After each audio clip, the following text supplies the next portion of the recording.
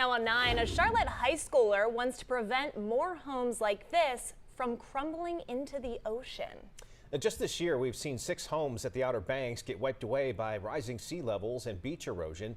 But what if those homeowners could have picked up and moved their house and taken it with them when they evacuate? Yeah, Channel 9's climate reporter Michelle Alfini introduces us to one Audrey Kell student who won thousands in scholarship funds for just that idea. This is the very first floor. The winner of Autodesk's Make It Resilient Scholarship.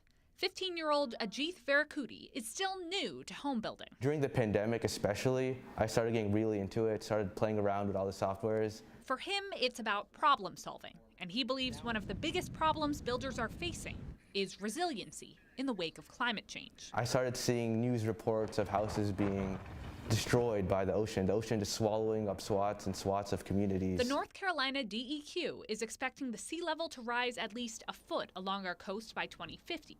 So Varikuti thought, if the shoreline is moving, maybe homes should as well. Something that could be moved in, taken apart, and disassembled and reassembled in different locations multiple times. Using Autodesk's professional design software, which is free to students like him, he came up with the idea of a 3D printed home that can be put together and taken apart in modules. I was thinking of something that would not just be able to withstand hurricanes in the next 1 year, 2 years, 3 years, 5 years. I wanted to create something that would be resilient for the next 30 years or even longer. He sent his designs off to a professional architect for feedback and made adjustments. He warned me that houses, especially in the Outer Banks, their foundations need to be much more deep, much more strong, and much more heavy. With his design finalized, Varikuti says he's looking into local 3D printed home builders to see what it would take to get a project like this built. Ultimately, as our coastal population grows, he says he hopes builders consider a future that moves with the tides. Once these sort of ideas get traction in the community,